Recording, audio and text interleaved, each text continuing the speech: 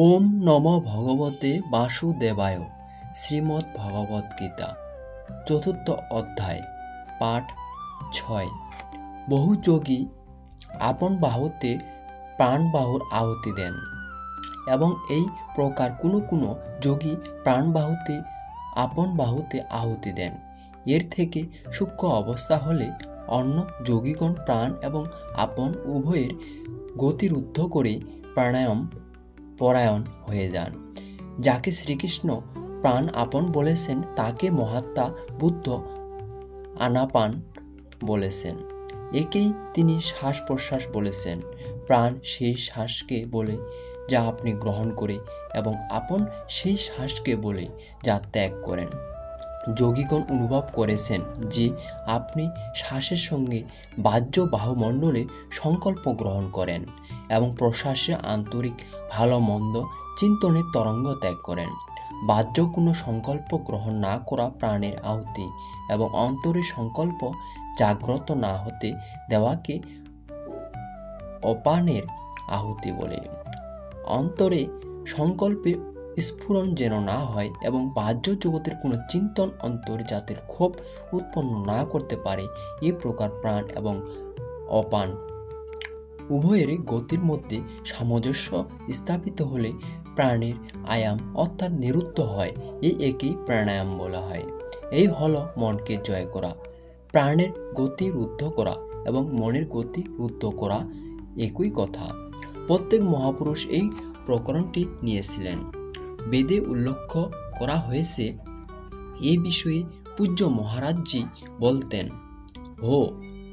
একটা নামকে 4টি শ্রেণীতে জপ করা হয়, যেমন বৈখরী, মর্ধমা, পার্শ্বন্তী এবং পরা।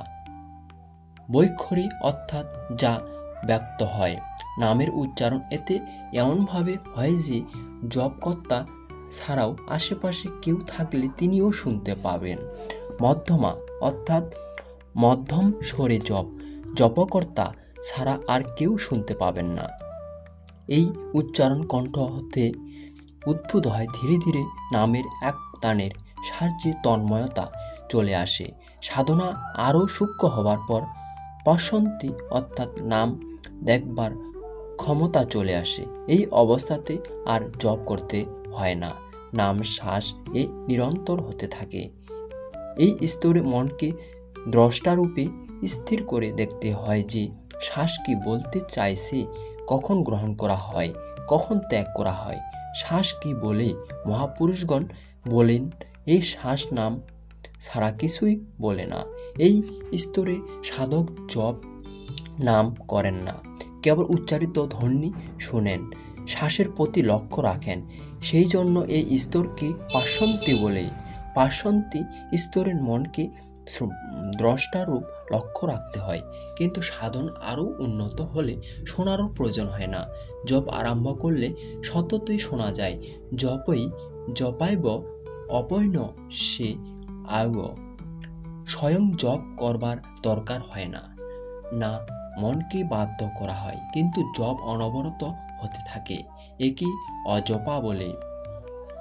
এমন নয় যে জপ আরম্ভ না করেই অজপা স্থিতি লাভ হয়। যদি কেউ জপ আরম্ভই করেনি, তাহলে তার কাছে অজপা বলে কিছু থাকে না। অজপার অর্থ এই যে জপ না করে সত্ত্বেও জপ অনবরত হতে থাকে। একবার শ্বাস জপ আরম্ভ করলেই তা প্রভাবিত হয় এবং নিরন্তর হয়। এই স্বাভাবিক জপকে বলায় অজপা এবং এই হল পরাবাণীর জপ। এই জপ প্রকৃতির ঊর্ধ্বের তত্ত্ব পরমাত্মাতে স্থিতি প্রদান করে। এরপর বাণীতে আর কোনো পরিবর্তন হয় না, পরম এর দিগদর্শন করে তাতেই বিলীন হয়ে যায়। সেই জন্য একে পরা বলা হয়। প্রস্তুত শ্লোকে যোগেশ্বর শ্রীকৃষ্ণ কেবল শ্বাসের উপর লক্ষ্য রাখতে বললেন, যদিও আগামী অধ্যায়ে তিনি ওম জপের উপর জোর দিয়েছিলেন। গৌতম বুদ্ধ অনাপান সতীতে শ্বাস প্রশ্বাস এই চর্চা করেছেন। তাহলে সেই মহাপুরুষ বলতে কি চাইছেন? বস্তুত শুরুতে বৈখরী, তার থেকে মধ্যমাতে প্রবেশ এবং এর থেকে উন্নত হলে জপের পশ্চন্তী অবস্থাতে ধরা পড়ে। এই সময় জপ শ্বাসে অনবরত হতে থাকে, সেই জন্য জপ করবার প্রয়োজন হয় না, তখন কেবল শ্বাসকে লক্ষ্য করে যেতে হয়।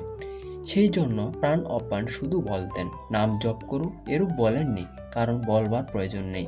যদি বললেন তাহলে পথভ্রষ্ট হয়ে নিম্ন শ্রেণীগুলোতে ঘোরাফেরা করতে থাকবে।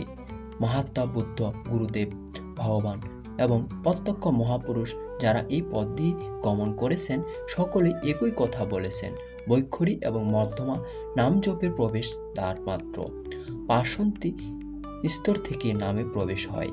পরাশ্রেণীতে নাম অনবরত হতে থাকে, জপ বন্ধ হয় না। এই মন শ্বাসের সঙ্গে জড়িত। যখন শ্বাসের উপর লক্ষ্য রাখা হয়, শ্বাসে নাম নিরন্তর হতে থাকে, অন্তরে সংকল্প উদয় হয় না এবং বাহ্য বায়ু মণ্ডলে সংকল্প অন্তরে প্রবেশ করে না। এটাই মন জয়ের অবস্থা। এরই সঙ্গে যজ্ঞের পরিণাম দেখা যায়। কুরুশ্রেষ্ঠ অর্জুন, যজ্ঞ যা সৃষ্টি করে শেষে যা প্রদান করে তা হলো অমৃত।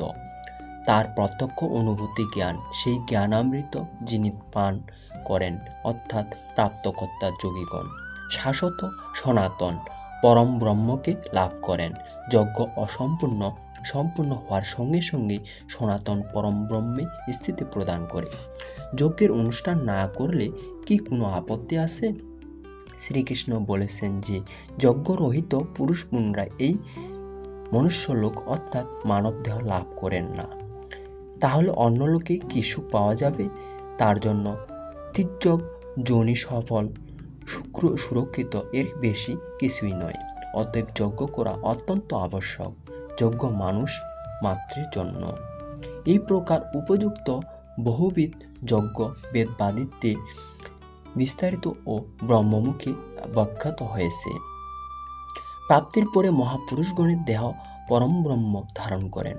ব্রহ্ম থেকে অভিন্ন অবস্থাযুক্ত এই মহাত্মাগণের বুদ্ধি মন্ত্রমাত্র হয়ে থাকে। তাদের মাধ্যমে ব্রহ্মই কথা বলেন। তাদের বাণীতে এই যজ্ঞে বিস্তৃত বর্ণনা করা হয়েছে। এই সমস্ত যজ্ঞ কি তুমি কর্ম থেকে উৎপন্ন হয়েছে জানবে, এ কথা পূর্বেরও বলেছেন। সেই সমস্ত এইভাবে ক্রিয়া চলে জন্মার পর। এখানে বললেন যজ্ঞের অনুষ্ঠান করে যাদের পাপ নষ্ট হয়ে গেছে তারাই যজ্ঞের যথার্থ জ্ঞাতা অর্জুন। তুমি সংসার বন্ধন থেকে সম্পূর্ণরূপে মুক্তি হয়ে যাবে। এখানে যোগেশ্বর কর্ম কি তা স্পষ্ট করেছেন। সেই ক্রিয়াই কর্ম, যার আচরণ করলে উপযুক্ত যজ্ঞ সম্পূর্ণ হয়। এখন যদি দৈবী সম্পদের অর্জুন সদগুরুর ধ্যান, ইন্দ্রিয়গুলি সংযম, নিঃশ্বাসকে প্রাণকে প্রশ্বাসে আহুতি, প্রশ্বাসকে আপনকে নিঃশ্বাসে আহুতি, প্রাণ অপায়নের গতিরোধ, এই সমস্ত কর্ম কৃষিকর্মে, ব্যবসা, চাকুরি অর্থাৎ রাজনীতিতে সম্ভব হয়, তাহলে আপনি করুন। যজ্ঞ এরূপ ক্রিয়া যা সম্পূর্ণ হওয়ার সঙ্গে সঙ্গেই পরম ব্রহ্মের প্রবেশ সম্ভব। বাহ্য কোনো কার্য দ্বারা পরব্রহ্ম লাভ সম্ভব নয়। বস্তুত এ সমস্তই যজ্ঞ চিন্তনের অন্তঃক্রিয়া, আরাধনার চিন্তন, যাতে আরাধ্যদেব বিদিত হন। যজ্ঞ আরাধ্যদেব পর্যন্ত পৌঁছানোর নির্ধারিত প্রক্রিয়া বিশেষ। এই যজ্ঞ নিঃশ্বাস প্রশ্বাস, প্রাণ অপান, প্রাণায়াম ইত্যাদি এই ক্রিয়ার দ্বারা সম্পূর্ণ হয়। সেই কার্যপ্রণালীর নাম কর্ম। কর্মের শুদ্ধ অর্থ আরাধনা, চিন্তন। প্রায় লোকে বলে যে সংসারে যা কিছু করা হয় সে সমস্তই কর্ম। কামনা শূন্য হয়ে যা কিছু করা হয় তাই নিষ্কাম কর্ম হবে। কেউ বলে বেশি লাভ করবার জন্য বিদেশি বস্ত্র বিক্রি করলে আপনি সকামী, দেশ সেবার জন্য স্বদেশি বস্ত্র বিক্রি করলে আপনি নিষ্কাম কর্মযোগী, নিষ্ঠাপূর্বক চাকরি করলে লাভ লোকসানের চিন্তা ত্যাগ করে ব্যবসা করলে আপনি নিষ্কাম কর্মযোগী, জয় পরাজয়ের চিন্তা না করে যুদ্ধ করলে, নির্বাচন অংশগ্রহণ করলে নিষ্কর্মী, মৃত্যুর হাত থেকে নিস্তার পায়। বস্তুত এমন কিছুই না। যোগেশ্বর শ্রীকৃষ্ণ স্পষ্ট করে বললেন যে এই নিষ্কাম কর্মে নির্ধারিত ক্রিয়ায় একটাই, অর্জুন তুমি নির্ধারিত কর্ম করো। যজ্ঞের প্রক্রিয়াই কর্ম। যজ্ঞ কি? নিঃশ্বাস প্রশ্বাসের আহুতি, ইন্দ্রিয় সমূহের সংযম, যজ্ঞস্বরূপ মহাপুরুষের ধ্যান প্রাণায়াম অর্থাৎ প্রাণের নিরোধ। এই হলো মনকে জয় করা।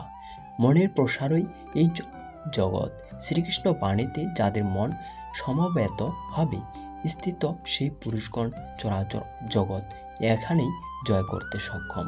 মনের সমতা এবং জগৎ জয় উভয়ের মধ্যে কি সম্বন্ধ? যদি জগৎ জয় করা হলো তাহলে বাধা কোথায়? তখন বলেছেন সেই ব্রহ্ম নির্দোষ এবং সম। যদিও মনও নির্দোষ এবং সমভাব যুক্ত হয় তাহলে তখন মনকে ব্রহ্মে স্থিত হয়। সারাংশত মনের প্রসারই জগৎ। চরাচর জগৎ আহতির সামগ্রী রূপে বিদ্যমান। মন সর্বদা নিরুদ্ধ হওয়ার সঙ্গে সঙ্গে জগতের নিরোধ হয়ে যায়। মন নিরুদ্ধ হলেই যজ্ঞের পরিণাম বেরিয়ে আসে। যজ্ঞ যে জ্ঞানামৃত সৃষ্টি করে সেই জ্ঞানামৃত যারা পান করেন তারা সনাতন ব্রহ্মে লীন হয়ে যান। এই সকল যজ্ঞের বিবরণ ব্রহ্মস্থিত মহাপুরুষের বাণী দ্বারা বিবৃত হয়েছে। এমন নয় যে পৃথক পৃথক সম্প্রদায়ের সাধকগণও পৃথক পৃথক যজ্ঞ করেন, বরং এই সমস্ত যজ্ঞের সাধকের উঁচু নিচু অবস্থা মাত্র। এই যজ্ঞ যে উপায়ে অনুষ্ঠিত হয় সেই ক্রিয়ার নাম কর্ম। গীতাশাস্ত্রে একটা শ্লোকও সাংসারিক কার্য ব্যবসার সমর্থন করে না। প্রায় যজ্ঞ বলতে লোকে এই যজ্ঞবিধি তৈরি করে দিল, যব ইত্যাদি নিয়ে সংস্থা বলে হোম করতে শুরু করেন, কিন্তু এটা ফাঁকিবাজি, দ্রব্যযজ্ঞ অন্য, যা শ্রীকৃষ্ণ কয়েকবারই বলেছেন। পশু বলি, বস্তুদাহ ইত্যাদির সঙ্গে এর কোনো সম্বন্ধ নেই। ওম হরি ওম তৎসৎ।